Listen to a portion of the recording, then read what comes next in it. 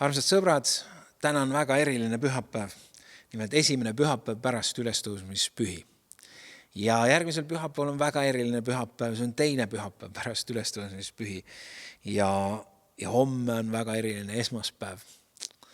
Üldse on üks väga eriline elu, kui me saame elada koos Jumalaga, teades, et Jeesus on üles tõusnud, teades, et ta on elus, elav ja ta elab meie sees ja tahab tööd teha meie sees ja meie läbi. Täna on TBK-s väga eriline virtuaalteenistus, sellepärast, et meil on võimalus osa saada sellest õnnistusest, mida jagab meie palvepartner kogudus, Ruutkogudus Tartus.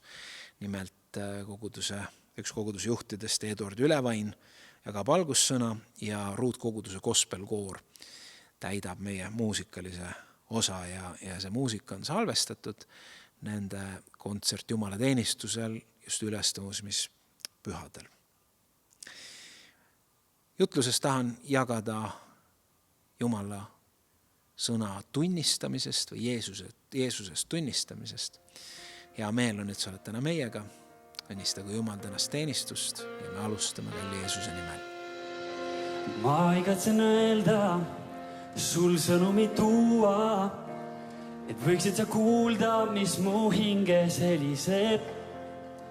Ei sõnadest piisa, et edasi anda, kui võimas on ta, kes mind on vabastanud. Armastav ja hämmastav ja väline ja pühata, kannatlik ja andestav, kellest räägime sul kuningas, et talle kuulub austus, et on kogu kiitus, et täiuslik ta hiigus, kellest räägime sul kuningas, kõige elu looja, meie kogu väärtsa, hõiskame su poole, kellest räägime sul kuningas.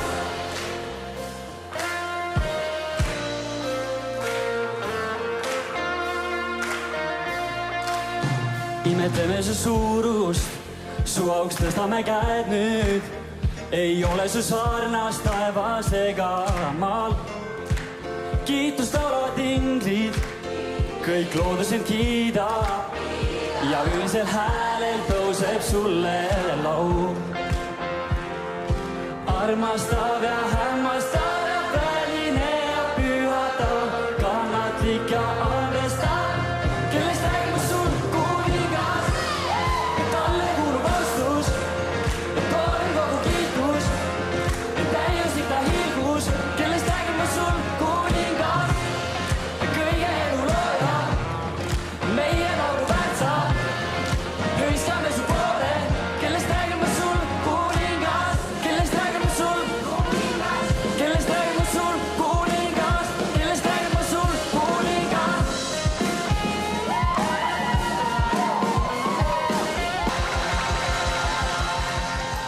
Tere, minu nimi on Eduard Ülevain, olen Ruutkoguduse pastor. Tervitan teid kõiki meie Ruutkoguduse nimel ning toome tervisid samast Tartu linnast.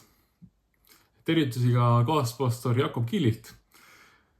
Ruutkogudus on sel aastal Toronto koguduse palvepartner kogudus ning meie oleme väga tänulikud teie palvete ja kõikide toetuste eest ja tahame, et te teaksite, et oleme ka teid ikka palves hoidnud. Edastan teile täna lühikese vaimuliku sõnumi, räägin kogudusest ja Jumala riigist, aga esmalt räägin paari sõnaga Ruutkogudusest. Ruutkogudus on täna 4,5 aasta vanune, hakkas koos käima 2021. aasta 19. septembril ning algsest 5-liikmelisest kogudusest on tänaseks saanud 36-liikmeline kogudus. Lisaks 36 liikmele on veel inimesi, kes on praegu osa Ruutkoguduse kogukonnast, elades lühiajaliselt siis Tartus. Oleme näinud, et kui oluline on luua jüngerlikku keskkonda, mille läbi oleks kogudus elav ja vaimulikult jätkusuutlik. Ruutkoguduses tegutseb ka Ruutkoguduse gospelkoor, mille läbi on jõudnud tänaseks mitu inimest koguduse juurde. ning mis täidab palju meie evangeelse sõnumi edastamise ja jüngeliku kogukonna rolli. Oleme kogudusega 3 korda kolinud, kuna kogudus on kasvanud, väikesi lapsi on juurde tulnud ning seega eelnevad ruumid on jäänud väikeseks. Ja nagu mainitud, on meil koguduses tegutsemas 2 pastorit, mina ja Jakob Kill.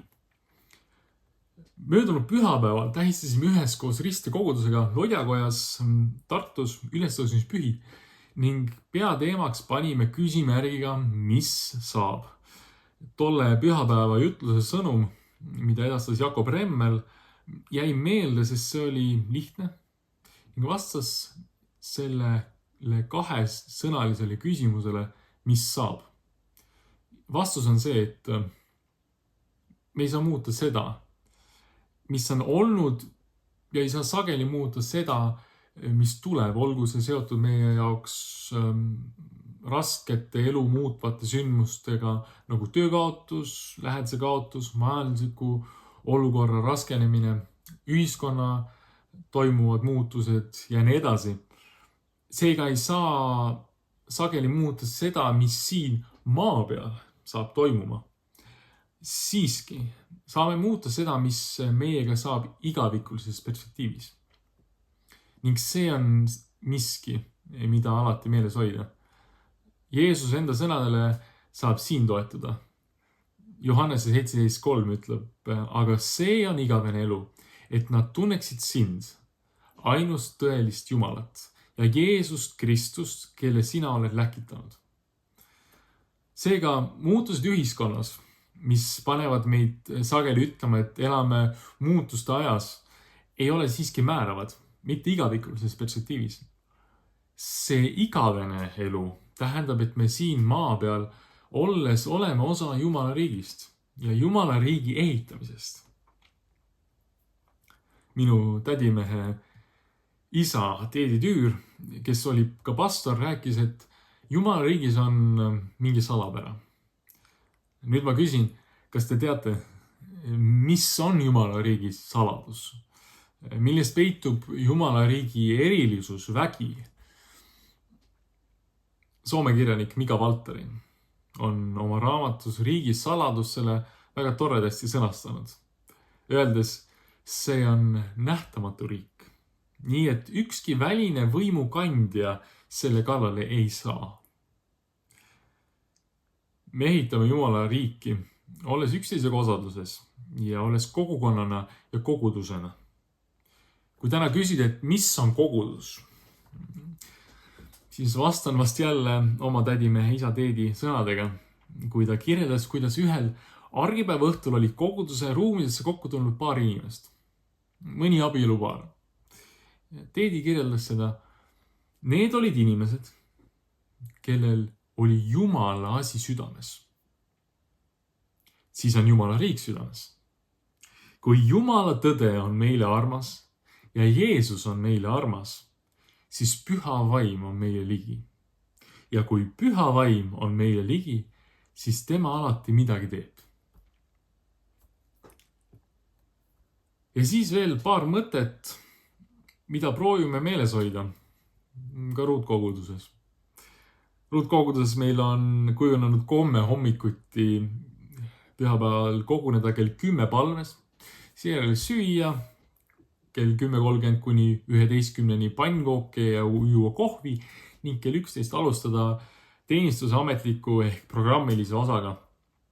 Aga siiski tuletame endale meelde, et jättes kõrvale kohv ja pannkoogid.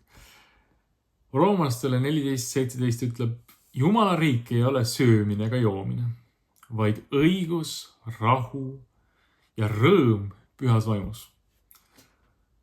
Ja 1. Korintlase 4.20 ütleb, Jumala riik ei ole sõnades, vaid väes. Olge väga hoitud ning õnnistatud pühapäeva. Tervitused ruutkogudusest.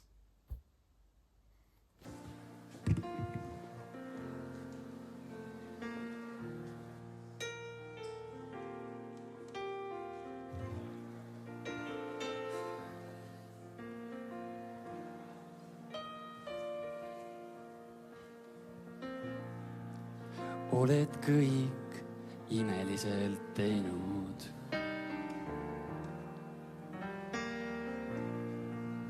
Lõid maailma alguse sõnaga.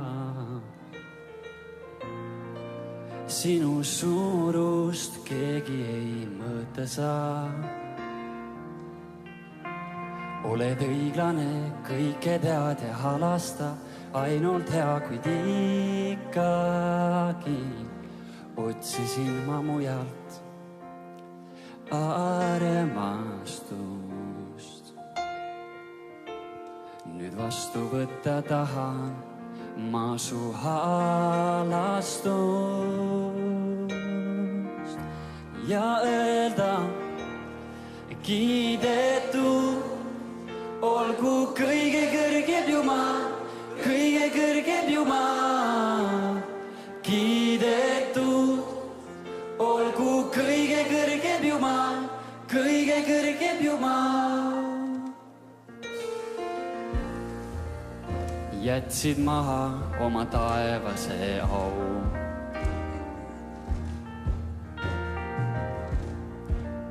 Olid võrdne Jumala endaga. Said inimese sarnaseks ja kõndisid meie seas, kogesid halba head, kuid ikkagi alandasid ennast kuni surmani. Ja sellepärast valitsed igavesti.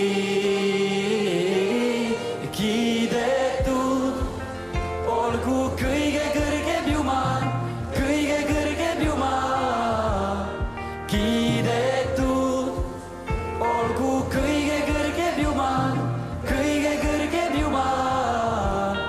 Austatud olgu kõige kõrgeb Jumal, kõige kõrgeb Jumal.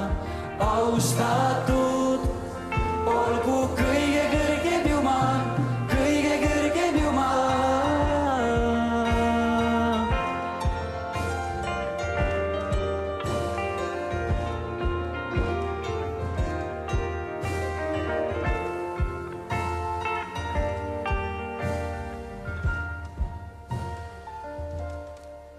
Pole teist sinu sarnast, pole sulle võrdset, ükski sinu vastu ei saa. Sest sa terveks tegid tumma, tõstsid üles kurva, alistasid surma. Pole teist sinu sarnast, pole sulle võrdset, ükski sinu vastu ei saa. Sest sa terveks tegid tumma, tõstsid üles kurva, alistasid surma. Pole teist sinu sarnast, pole sulle võrdset, ükski sinu vastu ei saa. Sest sa terveks tegid tumma, tõstsid üles kurva, alistasid surma. Kiidetud olgu kõige kõrgeb Jumal, kõige kõrgeb Jumal. Kiidetud olgu kõige kõrgeb Jumal, kõige kõrgeb Jumal.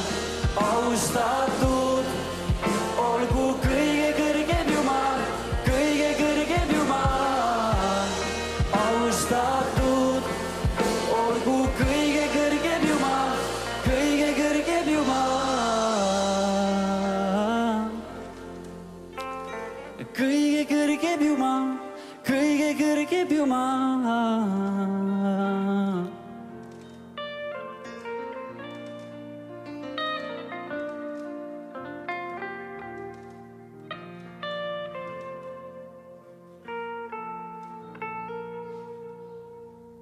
Ma ei tee seda just ülearu tihti, aga täna ma tahan jutlust alustada ühe naljalooga, sest see lihtsalt sobib suurepäraselt tänaste mõtete sissejuhatuseks. Nimelt, hindu, juudi rabi ja evangeelne kristlane olid matkamas ja eksisid ära. Ja nii nad otsisid öömaja ning astusid esimesse ettejuhtuvasse tallu sisse ja küsisid peremehelt, et kas tal on neile 3 rändurile anda öömaja. Peremees mõtles ja ütles, et 2 on, aga 1 peab magama laudas. Kuna paremaid variante kuskilt võtta ei olnud, siis olid rändurid nõus ja hindu oli esimesena kohe nõus, et mina võin magada laudas. Kui kõik hakkasid ennast magama sättima, koputati mõne hetke pärast talumaja ukse peale ja seal seisis hindu ja ütles, et ma ei saa laudas magada, sellepärast et seal on lehm. Ja lehm on püha loom ja lehmaga koos mina magada ei saa. Juudi rabi oli vastutulelik, ütles, et pole hullu, ma võin ise minna lauta ja magada seal. Mõne aja pärast koputati taas uksele ja juudi rabi seisis seal ja ütles, et ei, mina ikka laudas magada ja saa, sellepärast et seal on siga. Ja siga on roojane loom ja mina roojase loomaga koos ei maga. No ei jäänudki midagi muud üle, kui evangeelne kristlane ütles, et mis siis ikka, ma lähen magan ise. Mõnda aega läheb mööda ja juudi rabi ja hindu on peaaegu magama jäämas, kui uksele koputatakse taas. Nad lähevad, teevad ukse lahti ja ukse taga on lehm ja siga. Ma tahan täna rääkida evangeeliumi kuulutamisest. No tegelikult originaalloos, mis ma lugesin, ei olnud seal evangeelne kristlane, vaid seal oli mormooni evangelist. Aga ma kohandasin veidike seda. Kuigi meil võib olla väga erinev arusaam, milline see õige evangeeliumi kuulutamine ikkagi on, kas selline, et ka lehmade sead laudast põgeneva panema, või meie evangeeliumi kuulutamine paneb isegi lehmad ja sead laudast põgenema, või on see kuidagi teistsugune. Mõni kristlane võib öelda, et miks ma üldse seda evangeeliumi kuulutama pean, miks mina ei või rahulikult elada, miks ma ei või lasta teistel rahulikult elada. Aga tegelikult iga kristlane, ma usun, saab aru seda, et ilma evangeeliumi kuulutamiseta ei ole kristlust, ei ole kogudust. Vaatasin just mõnda aega tagasi Oleviste kirikus toimuvat äratus- või evangeelsete teenistuste ülekandeid ja üks kõneleja oli ühel õhtul seal, või ta oli tõenäoliselt rohkematel õhtutel, Joel Reinaru.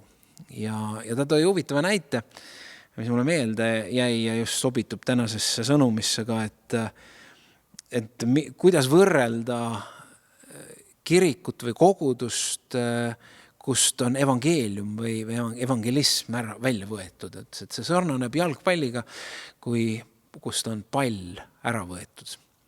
Et need mehed võivad seal väljakul teha igasuguseid toredaid asju, teha saltosi visata ja kukerpalle ja kõike, seda võib olla tore vaadata, aga see ei ole jalgpall.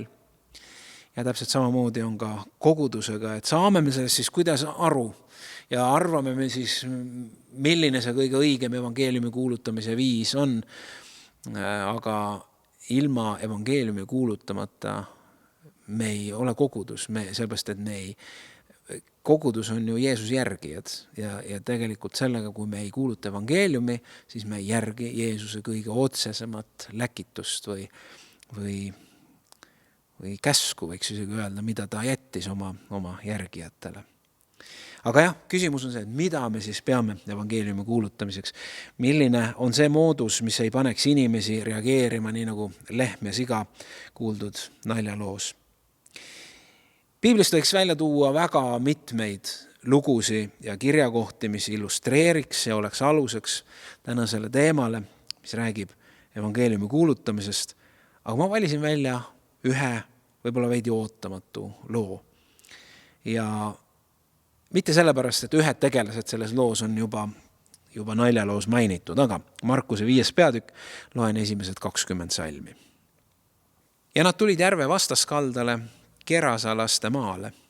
Ja kohe, kui Jeesus oli paadist välja astunud, tuli talle vastu hauakambritest tulnud rüveda vaimuga inimene, kelle eluase oli hauakambrites ja keda keegi polnud iial saanud isegi ahelatega kinni pidada, sest meest oli küll korduvalt pandud jalaraudu ja ahelaisse, aga iga kord oli ta rebinud katki kõik ahelad oma küljest ja purustanud jalarauad ning keegi ei suutnud teda taltsutada.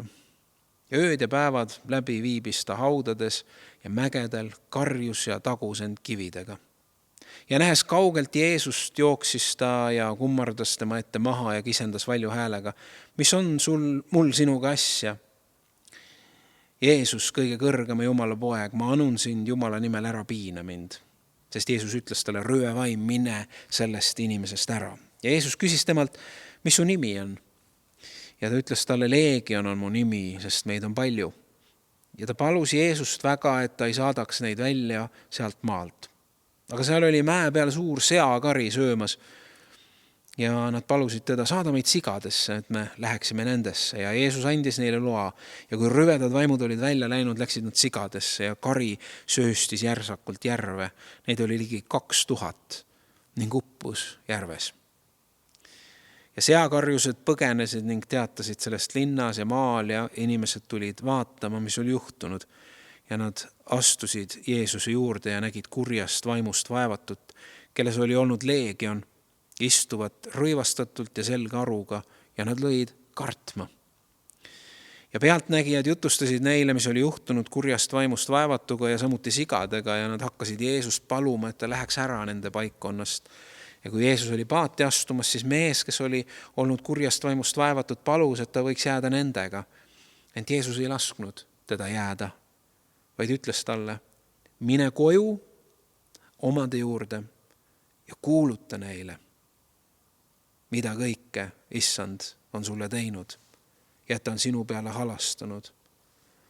Ja mees läks ja hakkas 10 linna maal kuulutama, mida kõike Jeesus talle oli teinud, ja kõik panid seda imeks.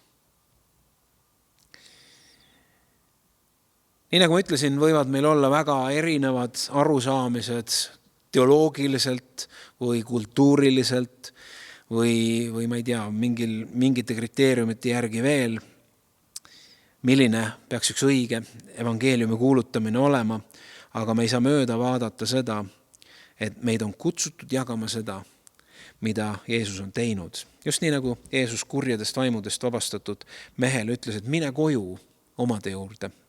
See on huvitav, kuidas Jeesus erinevalt reageerib nendele, kes on kohtunud temaga. Osadel ütleb, tulge kaasa. Osadel ütleb, et mine tee seda ja seda asja. Mine müü maha oma varandus ja jaga see vaestele, aga sellele mehele ütleb, et ära tule kaasa. Ehk ära tule minu järgijaks, vaid mine koju ja räägi inimestele, mida sa oled kogenud. Johannese evangeeliumi 24. peatükis läkitab Jeesus jüngreid ja tema nimel peab kuulutatama meeleparandust pattude andeks andmiseks kõigi rahvaste seas, alates Jeruusalemmast. Teie olete nende asjade tunnistajad. Teie olete tunnistajad. Minge kuulutage. Te olete näinud ja kogenud mind, te olete näinud ja kogenud, mida mina teen, nüüd minge ja olge minu tunnistajad. Alustage kodust, alustage oma lähedaste juurest, alustage Jeruusalemmast ja minge siis üle maailma. Kuigi see on nii elementaarne ja loomulik teema Uues Testamendis, siis see on võib-olla mitte kõigi jaoks, aga palju tehakse ikkagi natukene ebamugav teema. Nagu ma ütlesin, juba korduvalt olen ütelnud, me saame lihtsalt ka evangeeliumi kuulutamisest veidi erinevalt aru, alustades Püha Franciskusest, kes ütleb, et kuulutage evangeeliumi ja kui vaja, siis kasutage ka sõnu. Ja nii on mõne jaoks evangeeliumi kuulutamine teod, armastus, inimeseks olemine, hoolimine. Ja et ei pea igal tänavanurgal Jeesus või halleluuja hüüdma. Ja siis on teine pool kristlasi, kes usuvad, et sa pead päeva jooksul, kui sa ikka päeva jooksul ei ole kellelegi ütelnud, et Jeesus armastab sind või kellegi eest palunud, et kas ma võin, kas sul valutab kuskilt, et või ma palvetada sinu eest või kellelegi rääkinud päästest ja põrgust, et siis on nagu päev tühja elatud või kui me mõne inimesega kohtume ja selle käigus me ei räägi Jeesusest, et siis see kindlasti oli üks tühine kohtumine, ma ei ole täitnud oma tunnistaja ülesannet. No, mäletan ühte kogemust Tallinn-Stockholmi laevas, kus enne laevast väljumist kogunetakse suurte uste juurde, kus siis toimub maale minek ja seal all on palju rahvast ja mõnda aega juba ja õhku jääb väheks ja oodatakse, millal uksed lahti tehakse. Ja siis ühel korral oli selle rahva hulgas siis üks naisterahvas, kes hakkas evangeeliumi kuulutama. See on suur inimmass, kõik tihedalt koos, kõigil on natukene ebamugav ja keegi ei saa ka kuskile minna. Ja siis üks valju häälega, emotsionaalne naisterahvas räägib kõik, mis sinna tüüpilise evangeeliumi kuulutamise juurde käib. See on nii-öelda roomlaste tee või Romans Road inglise keeles, kus on need 5 punkti, 5 erinevat Rooma kirja kohta. Et me oleme kõik patused, patu tagajärg on surm, Jumal pakub lahenduse, pääste tuleb usust, igaüks võib päästetud saada, kõik on siis erinevad kirjakohad. No see on see tüüpiline, millega siis inimestele kuulutatakse ka tänava evangelismis. Ehk siis öelda, millised on ja pakkuda lahendust. Kõik on hästi. Ükski sõna ei olnud vale, aga moodus ja koht mõjusid vähemalt minu jaoks väga vägivaldsena. Mitte kellelgi, nagu ma ütlesin, ei olnud võimalus sellest olukorrast välja astuda. Ja need on kohad, kus sa mõtled, et kas Jeesus teeks niimoodi. Et minu meelest on Jeesuse käitumisel ja toimimisel ja ka pühavaimu toimimisel üks iseloomustav omadusi, see on viisakus või ta on gentleman. Et ta ei tee midagi vägisi. Ta ei pane inimesi vägisi pöörduma või vägisi armastama, vaid ta loob keskkonna ja annab võimaluse.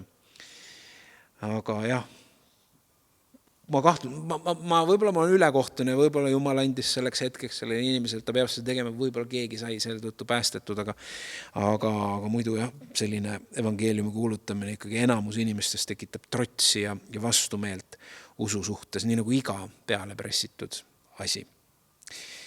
Aga õnneks on Jumal mitmekesisem ja arvestab meie isikuomadustega. Keegi vajab sellist evangeeliumi kuulutamist ja keegi vajab vaikset mõtisklemist, keegi vajab, et on keegi normaalne inimene tema kõrval, kellega saab arutada rahulikult asju, küsida küsimusi, küsida miks nii, miks kristlased nii usuvad ja nii edasi ja nii edasi. Aga jättes need erinevused kõrvale on üks väga selge, kui me oleme uuesti sündinud, siis me oleme tunnistajad. Nii nagu kohtus.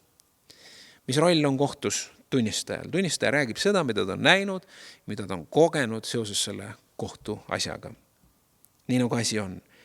Ja sisuliselt seda Jeesus ütles, et te olete näinud, te olete kuulnud, te olete kogenud, te olete saanud püha vaimu, nüüd minge ja olge tunnistajad. Rääkige sellest, nagu see asi on. Alustage oma kodust, Jeruusalemmast ja minge tunnistage üle maailma. Ja nii uskumatu, kui see pole, see Iisraelist alanud käputäiest ja üngritest on tänaseks jõudnud üle maailma. Kõige võib-olla põhjapoolsematesse tippudesse ja kõige lõunapoolsematesse tippudesse, et vähe on neid kohti, kuhu see sõnum jõudnud ei ole. Üle 2 miljardi inimese nimetab ennast täna kristlaseks. Kristlase on kõikjal, sest keegi on olnud tunnistaja. Ma usun, et selliselt seda taas kuuldes, see, et me oleme tunnistajad, see paneb meid veidi ümber hindama oma kristlikku identiteeti. Sest ma ei tea, kas sa oled enda käest küsinud seda, et kes sa oled kristlasena, mis on see sinu kristlase identiteet, et oled sa pattu saanud armu saanud patune? Jah, me oleme armu saanud patused. Oleme me koguduse liikmed, kas see on meie identiteet? Jah, kindlasti. Me oleme Kristuse ihu. Oleme me püha vaimuga täidetud, Jumala lapsed? Absoluutselt. See iseloomustab Jumala last või kristlast. Kas me oleme keegi, kes püüavad elada Jumala sõna kohaselt? Ja kindlasti me oleme seda. Kas me elame pühitsuse elu ja me teeme oma parima? Kas me püüame teha head? Absoluutselt. Aga Piibel näitab, et ükskõik mida sa nendest teed ja veel võid siia loetelu tuua, siis selle eesmärk kõige selle läbi on see, et me oleme tunnistajad. Et olla head tunnistajad siin maa peal.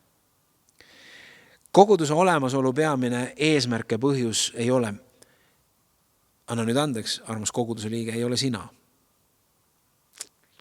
nii on, vaid nemad, keda Jumal tahab veel kutsuda kogudusse enda juurde.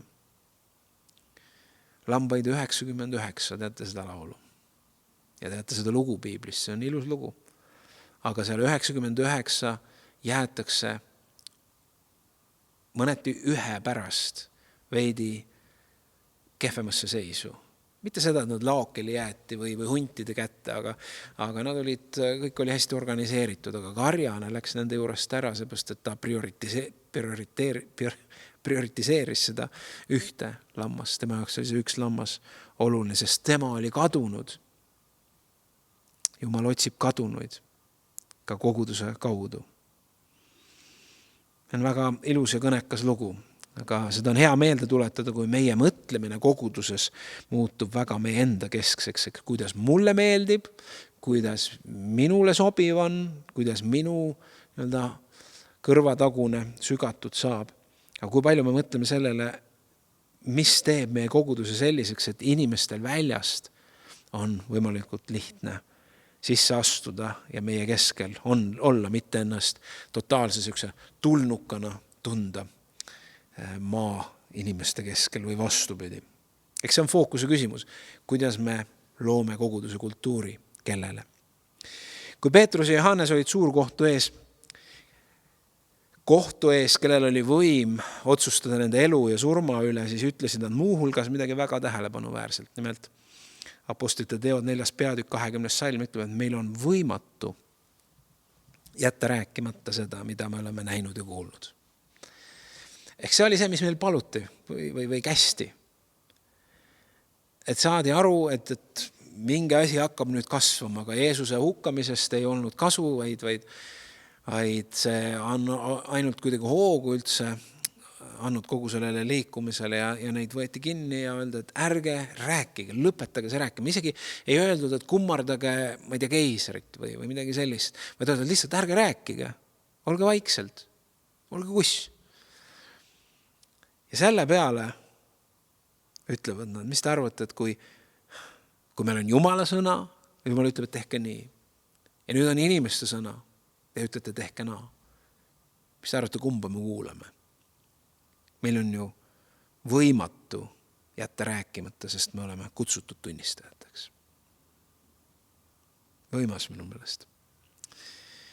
Ma tean, et sageli me elame mingi varjatud süükoorma all, võib-olla ka avaliku süükoorma all, sest ega me keegi ei pea ennast üleliia innukateks evangelistideks või tunnistajateks. Just selle pildi järgi, et tunnistaja on see, kes kindlasti Toronto tänavatel päevi veedab või Tallinna tänavatel ja keerab inimestel nööpe. Ma ei taha täna seda süükoormat kuidagi kasvatada. Ma arvan, et see ei ole see, mida peaks tegema, mida Jumal tahab teha. On ilmselgelt on teatud teemad, millega saab alati kogudust manipuleerida, ennast süüdi tundma. Rääkides, ma ei tea, näiteks palvest. Keegi meist ei palveta ju enda arvates piisavalt. Kõik mõtlevad, võiks ju ikka rohkem palvetada. Ja kui keegi mõni palvesangar veel jutlustama satub ja räägib sellest, kuidas ta 3 tundi päevas palvetab ja nii edasi, siis me vajume aina väiksemaks, mis minu väike palveelu. Või piibli lugemine. Me keegi ei loe piisavalt piiblit. Vähemalt me arvame niimoodi. Ja samamoodi on evangeeliumi kuulutamisega. Ma võiksin terve jutluse üles ehitada sellele, kuidas me peaksime rohkem evangeeliumi kuulutama. Aga ma ei taha seda teha. Ma tahan kuidagi hoopis teise nurga alt läheneda ja ma arvan ja ma usun, et see on see, kuidas Jumal täna juhatab. See, kes süüdistab ja sinule süükoormat peale paneb, see on keegi teine, see ei ole Jumal. Aga see, mida Püha Vaim tahab täna meil jätta, on otse, kui ta tahab uuesti üles ehitada või maalida meie silme ette uuesti selle, et armas, sa oled tunnistaja. Ei mitte pastor ei ole tunnistaja või juhatus või mitte need aktiivsemad, mitte need nooremad seal kuskil teises koguduses, vaid armas, sina oled tunnistaja. Ja ma kindlasti on neid, kes selle peale üldse ei mõtle ja nendel on Jumala sõnum, et hakka mõtlema, sest see on oluline. Hakka nägema ennast tunnistajana, see on sinule õnnistus, kui sa elad sellena, kelleks sind kutsutud on.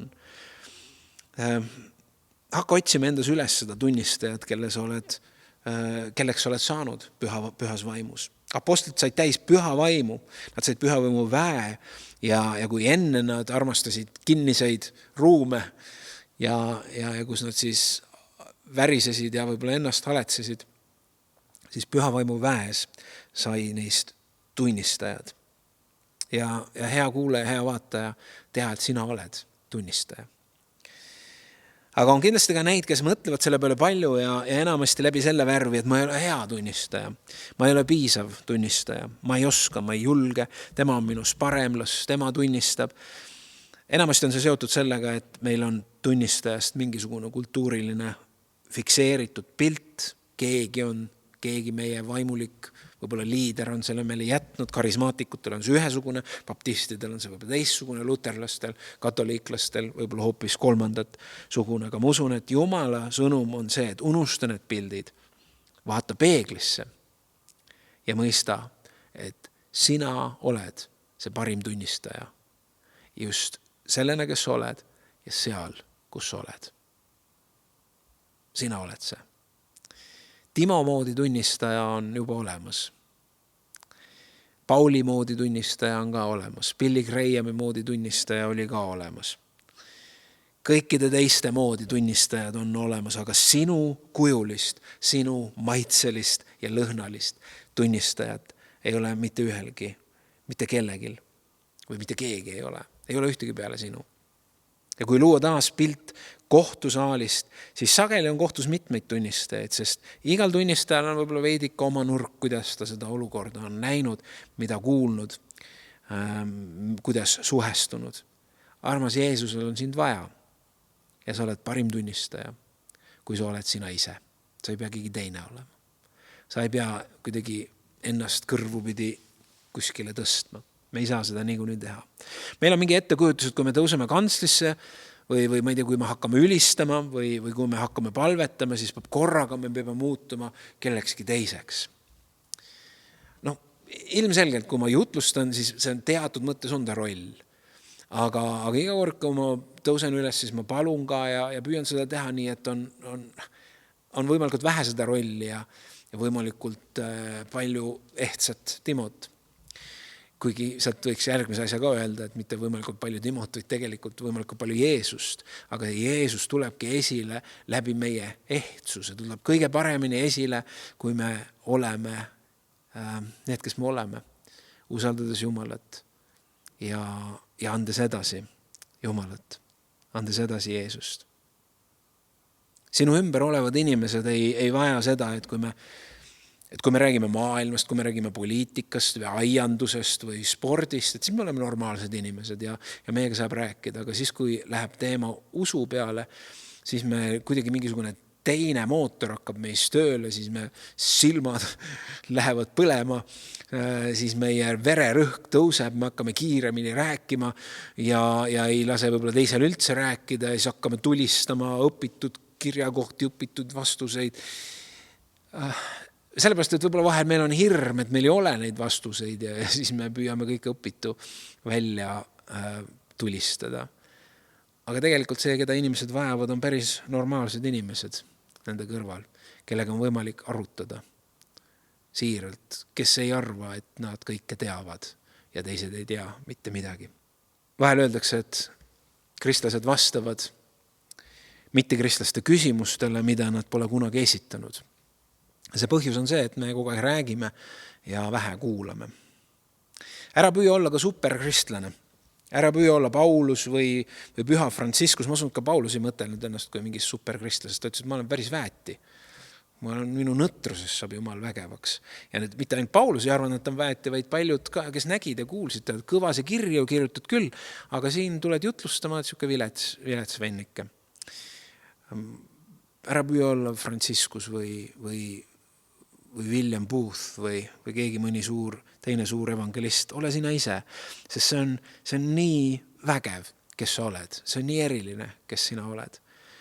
Sinu lugu on eriline. See, kus sa täna Jumala armust oled, see ei pruugi olla sinu jaoks parim koht, aga see on eriline koht.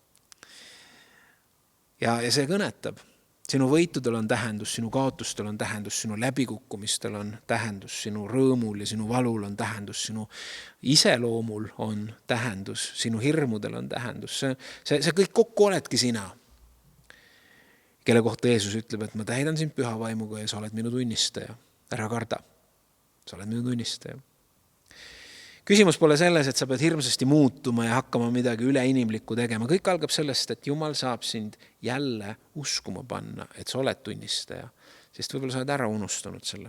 Ja ära muretse, võimalused tunnistada. Neid me ei pea ise tekitama. Vaid need lihtsalt tulevad meie juurde, kui sa oled avatud südamega ja ärkad hommikul üles. Jeesus, ma tahan olla sinu tunnistaja. Anna mulle silmad märgata, anna mulle süda märgata ja küll sa märkad.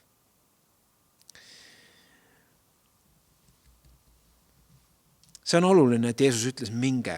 See on oluline, et sellest kirjutab piibel, aga midagi on veel olulisemat seal taga. Nimelt, miks me seda teeme? Miks me ei või siis rahulikult, mõnusalt oma elu elada ja oma elu ainult ka seal usu piirata enda eluga, iseendaga? Miks me peame teisi inimesi oma usuga tüütama? Sest vahel nii see tundub, miks me peame teisi kirikusse kutsuma, miks ei võiks igaüks vaikselt oma elu elada. Ja, alati ei peagi kõiki neid asju tegema. Alati me ei pea endas kandma seda survet, et me peame nüüd kindlasti kedagi kutsuma, kindlasti kogu aeg kellelegi rääkima. Aga kõige selle põhjus, kui me midagi teeme, ei saa midagi muud olla kui armastus. Ja kui on midagi muud, siis sellel kipub olema halb lõhn ja inimesed tunnevad selle ära. John Stott on ütelnud, et me ei saa kuulutada Kristust, kui me ei armasta inimesi, kellele me kuulutame. Ma usun, et tegelikult me saame, aga sellele ei ole vilja, sest nagu ma ütlesin, inimesed tunnevad armastuse ära. Ma küsisin kord ühtedelt minust veidi vanematelt noortelt meestelt, kes olid siis minust üks põlvkond vanemad kristlased noored.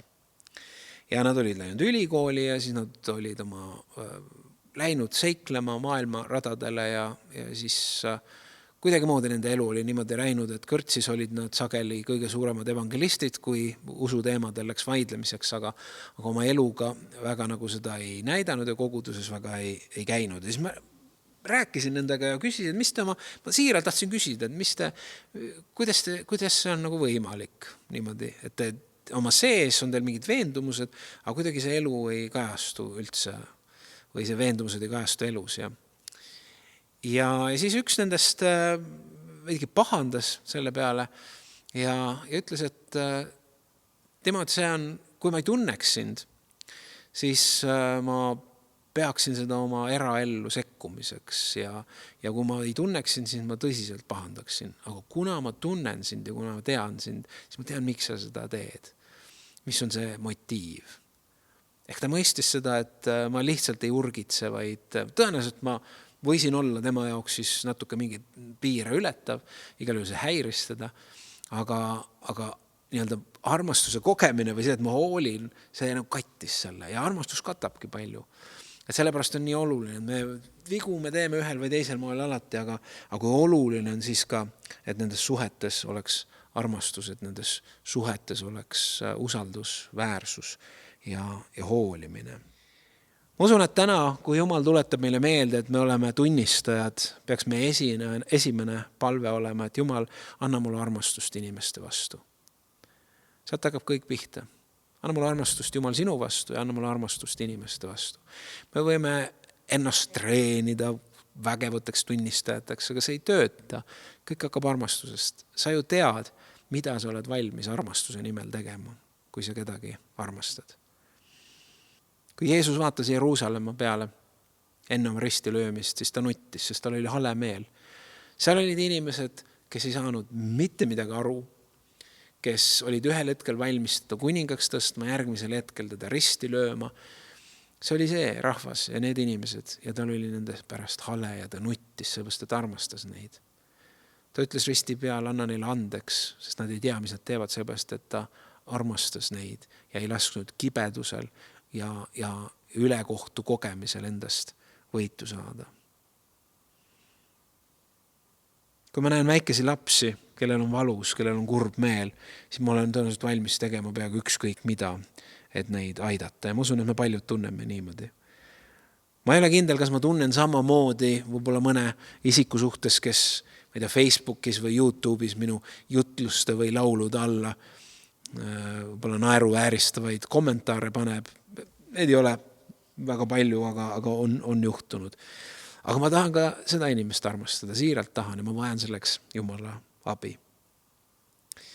Sa ju mõistad, et need, keda sa armastad, nende heaks oled sa valmis palju tegema ja palju andma ja Jeesus armastas meid meeletult palju ja armastab meid meeletult palju. Ja see pani tema saama meie suguseks, andma oma elu meie eest, et meil oleks taas võimalus valida Jumal, valida igavene elu. Armsad, Jeesus muudab täna inimesi, ta teeb täna imesid ja ta teeb seda läbi sinu ja minu. Teist keha tal ei ole kui Kristuse kogudus. Ja Kristuse kogudus ei ole midagi muud kui sina ja mina, Jumala rahvas. Teisi käsi ja jalgu tal ei ole kui ülevalt sündinud ja püha vaimuga täidetud kristlased. Nii et võta seda julgustusena. Et kui sa hommikul ärkad, sa võid teada, et ma olen Jeesuse tunnistaja. Jeesus on pidanud vääriliseks mind, et ma nimetada mind tunnistajaks. Ma tahan elada nii. Issand, tänu sulle iga armsa vaataja ja kuulaja eest. Ja tänu sulle, et sa istutad meie sisse sügavasti armastuse, issand, sinu vastu, armastuse inimeste vastu. Ja selle reaalsuse ja selle vaimuliku teadmise, et me oleme tunnistajad. Ükskõik, kus me käime, ükskõik, kus me oleme, mõista seda, et Jeesus, sina tahad avalikuks saada oma armastusega kõigile nendele inimestele, kellega me kohtume, sest nad vajavad sind ja sina armastad neid. Tänu sulle. Amen. Veest läbi minna tuleb veest, mis viib vabadusse, veest, mis ei sohte, meid viib me Jumal tõotatud maale. Veest läbi minna tuleb veest, mis viib vabadusse, veest, mis ei sohte, meid viib me Jumal tõotatud maale. Kuninga tütred ja pojad, koos temaga me tõuseme, just nagu vaarale Jumal, kõlas mu rahvas, lähe.